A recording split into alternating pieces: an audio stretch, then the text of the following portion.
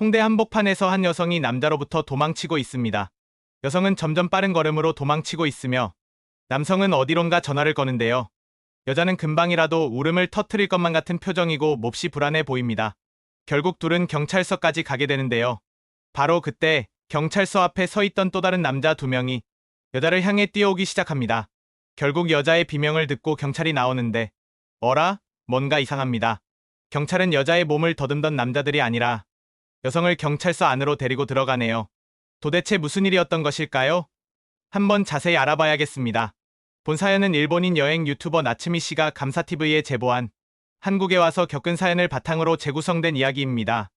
이름이 조금 알려진 유튜버이기 때문에 개인정보 보호를 위해 가명을 사용한 점 양해 부탁드립니다. 안녕하세요. 저는 일본에서 유튜버로 활동하고 있는 나침이라고 합니다. 저는 여행 유튜버예요. 최근 한국에서도 여행 유튜버 인기가 엄청나다고 들었는데 일본에서는 그보다 몇 년 앞서서 여행 유튜브 시장이 커졌습니다. 한국만큼 일본도 방역 시기에 사람들이 답답해했거든요. 역시 모든 면에서 한국보다는 일본이 앞선다는 것은 당연한 사실이죠. 저는 답답함을 해소하려고 무작정 외국으로 떠났다가 심심해서 영상을 만들었고 그걸 유튜브에 꾸준히 올리다 보니 구독자가 엄청 늘어나는 바람에 회사를 그만두고 유튜브 활동을 하게 되었는데요. 지금까지 여행한 국가만 해도 100개국은 훌쩍 넘을 것 같습니다. 그런데 단 한 나라만큼은 아직 가지 않았어요. 바로 한국이죠. 저는 한국을 싫어합니다. 어릴 적부터 학교에서 그리고 부모님에게 한국은 별 볼 일 없는 나라고 배은망덕한 나라라는 이야기를 들어왔기 때문입니다. 그런데 최근 기분 나쁜 소식이 종종 들리더군요. 아니 세상에 일본 젊은 층에서 육회, 나물, 삼겹살과 같은 한국에서 온 단어를 쓰면서 음식 문화를 형성해가고 있는 게 아니겠어요? 솔직히 음식하면 일본 아닙니까? 한국이 이제는 음식까지 일본을 따라잡으려 한다는 사실에 일본 여행 유튜버로서 솔직히 기분이 좋지는 않았습니다. 일본에서 한류 인기가 점점 커지는 게 너무 못마땅했어요. 한국 사람 중에도 반일 감정이 커서 일본에서 건너온 의류 브랜드나 콘텐츠는 절대 소비하지 않는 사람이 있다고 들었습니다. 저도 그랬죠. 오랜만에 만난 친구들이 재미삼아 한식을 먹어보자고 하면 한사코 거절했죠. 한국 드라마나 케이팝도 전혀 멋져 보이지 않았어요. 미국 문화를 어설프게 베낀 거라고 생각했습니다. 그래서 한국의 인기 여행 유튜버에게 콜라보 제의가 왔을 때 너무 고민스러웠습니다. 저도 채널 규모가 꽤 컸지만 콜라보를 제안한 유튜버의 채널은 구독자 50만이 넘는 대형 채널이었으니까요. 알고 보니 랜덤 뽑기를 해서 선택된 해외 유튜버와 무조건 콜라보 영상을 찍는 프로젝트를 하고 있더군요. 기존 구독자들도 재밌게 볼 수 있고 새로운 시청자도 엄청 유입될 영상이 될 것 같았습니다. 다만 미국 유명 유튜버의 포맷을 그대로 차용했다는 생각은 지울 수 없었죠. 고민에 고민을 거듭한 결과 저는 마침내 결정을 내렸습니다. 한국으로 가기로 말이죠. 결정을 내린 이유는 정말 단순했어요. 그 대형 유튜버가 자극적인 콘텐츠로 시청자를 모으려고 한다면 저도 그 흐름에 올라타 더 자극적인 영상으로 유명해지겠다는 생각이었습니다. 제 계획은 이랬어요. 이전에도 저는 영상에서 혐한 감정을 내비치기는 했지만 노골적이지는 않았습니다. 하지만 이번 기회에 제 혐한 감정을 가감없이 보여주기로 한 것이죠. 혐한 일본인이 한국에서 보내는 며칠이라는 주제로 영상을 찍기로 했습니다. 제가 거리에서 아무렇게나 한국을 욕하고 무례한 행동을 하고 다니면 주변에 있던 한국인 중 누군가는 화를 낼 거라고 확신했어요. 그러다 싸우는 장면까지 영상에 담으면 조회수 100만은 훌쩍 넘길 게 분명했습니다. 이참에 반한 여행 유튜버로 확실히 포지션을 잡는 방향까지 생각해 보았죠. 비밀 계획을 품고 한국에 도착했습니다. 제게 콜라보를 제안한 대형 유튜버는 남자였는데 함께 홍대를 돌아다니면서 자신이 한국을 가이드 해주는 형식으로 영상을 찍고 싶다고 했어요. 본격적인 촬영 전 통화로 계획을 전달해 주었는데 일본어를 유창하게 해서 조금 놀랐습니다. 그의 채널의 영상을 몇 개 보았더니 키도 크고 얼굴도 잘생겨서 살짝 호감이 생기는 것 같지 뭐예요. 번뜩 정신을 차렸습니다. 유튜버라는 불안정한 직업을 가진 한국 남자에게 호감을 느낀 게 치욕스러웠죠. 키가 커 보이는 것도 잘생기게 나오는 것도 전부 화면을 보정하고 카메라 앵글을 왜곡하는 게 분명했습니다. 최대한 본심을 숨기면서 상냥하게 촬영 일정을 잡았어요. 그리고 마침내 촬영 당일이 되었습니다. 만나기로 한 시간보다 일찍 홍대에 도착했습니다. 제가 기획한 영상을 먼저 찍기 위해서였죠. 제가 한국 사람들과 실랑이를 하고 있을 때 저와 콜라보할 남자 유튜버가 당황하며 등장하는 장면도 꽤 재밌을 것 같았거든요. 고프로 카메라에 셀카봉까지 달아서 제 팔보다 조금 더 길게 만들었습니다. 속으로는 회심의 미소를 지으며 카메라를 보고 금방이라도 올 것 같은 표정을 했습니다. 영상을 시작했고 저는 한국이 살기 좋은 나라라고 들었는데 이제 보니 아닌 것 같다고 말했죠. 나는 그저 영상만 찍고 있는데 주변 사람들이 짜증을 내며 지나간다며 슬픈 척도 해보았습니다. 실제 상황과 전혀 맞지 않는 거짓말을 한 것이지만 편집으로 실제 상황처럼 만들 수 있었어요. 그렇게 말을 하다 사람이 가장 붐비는 길목으로 들어섰습니다. 팔을 쭉 펴고 길게 개조된 카메라를 이리저리 휘두르기 시작했어요. 지나가던 사람들이 놀라서 비켜섰습니다. 길목 노점에서 길거리 음식을 먹던 이들도 무슨 일인가 싶어 저를 바라보았습니다. 저는 한국 사람들이 알아들을 리 없는 일본어로 아무 질문이나 하기 시작했어요. 모든 게 계획대로였습니다. 이제 누군가 저에게 화를 내면 곧장 카메라를 가까이 붙여서 찍기만 하면 됐죠. 바로 그때 제 어깨를 툭툭 두드린 사람이 나타났습니다. 저는 얼른 카메라를 제게 끌어당겼어요. 두려워하는 표정이 잘 담기는 앵글을 유지하며 뒤를 돌아보았습니다. 그런데 뒤를 돌아본 순간 너무 놀란 나머지 카메라를 놓칠 뻔했어요. 정말 잘생긴 남자가 활짝 웃는 얼굴로 저를 바라보고 있었습니다. 온몸이 굳어버려서 아무 말도 할 수 없었어요. 침묵이 이어지자 남자는 먼저 제 이름을 부르며 반가운 척을 했습니다. 유창한 일본어였죠. 목소리를 듣다 보니 그제야 남자가 누구인지 알 수 있었습니다. 바로 저와 콜라보하기로 한 남자 유튜버였어요. 그는 약속 시간이 되었는데 나타나지 않아 찾고 있었다며 저를 걱정했습니다. 실제로 보니 그는 화면보다 키가 더 컸고 얼굴도 조각상처럼 잘생겼어요. 화면을 보정하고 앵글을 왜곡하는 건 아니었습니다. 한국 드라마에 나오는 배우들이 잘생긴 건 알고 있었지만 배우가 아닌 일반인 유튜버도 이 정도일 줄은 상상도 못했죠. 그렇게 어안이 벙벙해 있는데 갑자기 그의 표정이 심각하게 변했습니다. 그는 제 카메라 봉을 가리키며 카메라가 어디 있는지 물었어요. 그 말을 듣자마자 얼른 카메라 봉 끝을 확인했습니다. 단단히 고정해 놓았다고 생각했는데 고프로 카메라가 없었어요. 이 사실을 알기 전까지 계속 봉을 휘두르고 다녀서 카메라가 어디 떨어졌는지 알 수조차 없었습니다. 눈앞이 캄캄했습니다. 그 자리에서 울어버리고 싶었어요. 큰맘 먹고 기획한 영상 자료도 사라지고 콜라보 영상 촬영도 못하게 된 절망적인 상황이었으니까요. 한국 남자 앞에서 울기 싫어서 끄끄거리며 울음을 삼켰죠. 저는 그가 화를 내거나 저를 이곳에 버려둔 채 떠날 거라고 생각했습니다. 한국 사람들은 냉정하고 교활해서 자기에게 득될 게 없는 상황은 가차없이 내팽개친다고 부모님께 들었거든요. 그런데 남자는 떠나지 않았습니다. 자기 주머니에 들어있던 핫팩을 꺼내 제게 쥐어주었죠. 그리고는 곧장 저를 데리고 어디론가 향했어요. 그 사이 누군가에게 전화를 걸었는데 한국말로 해서 알아들을 수 없었습니다. 제 욕을 하는 것 같기도 했고 무언가를 부탁하는 것 같기도 했습니다. 도저히 알아들을 수 없어서 점점 불안해졌어요. 이 남자가 갑자기 나를 해코지하면 어쩌지 하는 망상이 머리를 가득 채우기 시작했습니다. 그러던 중 저 멀리 건물 하나가 보이기 시작했어요. 건물 입구에 한국어가 쓰여 있었는데 읽을 수 없었습니다. 건물 앞에 서 있는 경찰차를 보고 그곳이 경찰서라는 걸 알았어요.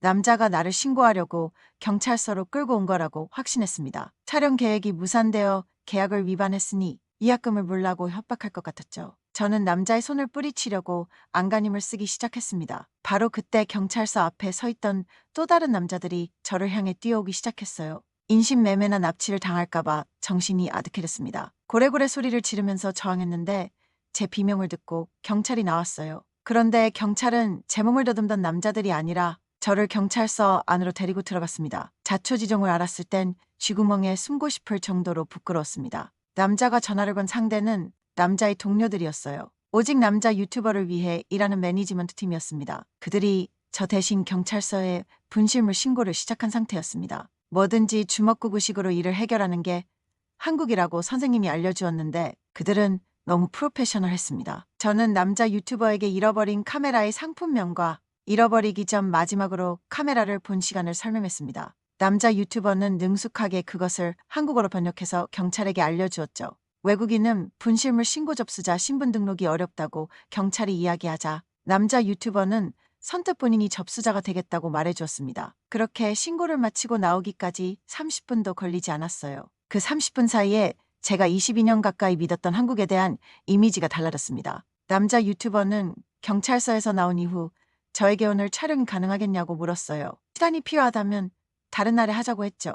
한국 사람들은 성질이 급해서 뭐든 빨리빨리 처리한다는 고정관념도 틀린 말이 되어버렸습니다. 그냥 숙소로 돌아가 쉬고 싶었지만 이쯤 되자 저는 마음이 점점 달라지는 것을 느꼈습니다. 내가 이상한 사람이었구나 싶었습니다. 그리고 흔치 않은 기회인데 이 시간이 아깝다는 생각이 문득 들었습니다. 이 남자와 한국에 관해 더 알아보고 싶다는 생각을 했어요. 그래서 저는 웃는 얼굴로 남자에게 오늘 일정을 계획한 대로 진행하자고 말을 전했죠. 30분 전에만 해도 울상이었는데 활짝 웃으면서 얼른 영상을 찍자고 말하자 남자 유튜버는 당황했습니다. 저만 생각을 고쳐 먹자 한국은 마치 천국과 같았습니다. 저는 남자 유튜버와 즐거운 시간을 보냈습니다. 홍대에는 일본의 번화가만큼 재밌는 곳도 많았고 맛있는 음식도 많았죠. 실제로 육회와 나물을 먹어보았을 땐 일본에서 육회와 나물이라고 부르는 모든 음식이 가짜 같다고 말해버렸습니다. 제가 기획한 영상의 내용과는 정반대로 흘러갔지요. 그래도 즐거웠습니다. 하지만 그 즐거움도 얼마 안 가 조금씩 사라지고 말았습니다. 점점 현실을 자각하고 말았죠. 한국에 오기 전부터 새로 올릴 영상을 위해 찍었던 자료가 아까 잃어버린 그 카메라에 모두 들어있었거든요. 오늘 콜라보 영상은 남자 유튜버의 카메라로 찍는다고 해도 제 영상을 찍을 카메라가 없었습니다. 귀국까지는 이틀이나 남았고 여기서 새 카메라를 사기엔 너무 아까웠죠. 이 상황을 어떻게 극복할지 고민하다 보니 표정이 어두워졌습니다. 남자 유튜버가 그것을 눈치챘는지 고민이 있냐고 물었죠. 처음에는 괜찮다고 했지만 결국 고민을 털어놓았습니다. 오늘 처음 봤는데 고민을 털어놓는 게 이상했지만 그만큼 간절한 상태였어요. 더 이상 한국인을 혐오하는 감정은 없었습니다. 오히려 더 의지하고 도움받고 싶었어요. 그리고 기적 같은 일이 일어났습니다. 그는 자기 가방에서 카메라 하나를 꺼내 저에게 주었어요. 일본 돌아가서도 계속 쓰라지 뭔가요? 맙소사. 입을 다물 수 없었습니다. 이름도 모르고 한국엔 나쁜 감정을 가진 제 속내도 모르는데 카메라를 건네주다니, 게다가 제품도 오래된 제품이 아닌 최신형 모델이라 꽤나 가격이 나가는 물건이었습니다. 문득 홍대 한복판에서 한국 사람들에게 무례한 짓을 한 게 너무 미안해졌습니다. 멍청하고 별 볼 일 없는 건 한국 사람들이 아니라 바로 저였죠. 저를 도와준 경찰들, 그리고 제 앞에 앉아있는 유튜버까지. 한국인들의 매너는 지나칠 정도로 좋았습니다. 세계 여행을 다니며 어디서도 이런 대접을 받아본 적 없었거든요. 심지어는 제 모국인 일본에서도요. 사실 제가 한국에 가지고 있던 고정관념 중 대부분은 돌이켜보니 우리 일본인의 안 좋은 모습들 때문이었습니다. 외국인들에게는 예의 바르고 공손하며 상냥하게 대하지만 일상생활에서는 남에게 관심을 주지 않고 개인주의적인 성향이 무척 강하지요. 그래서 주변에서 위험한 상황이 발생해도 생각보다 잘 도와주지 않았죠. 길거리에서 조금이라도 소란을 피우면 여기저기서 싸늘한 눈빛이 날아들었습니다. 제가 유튜브 영상을 찍으면서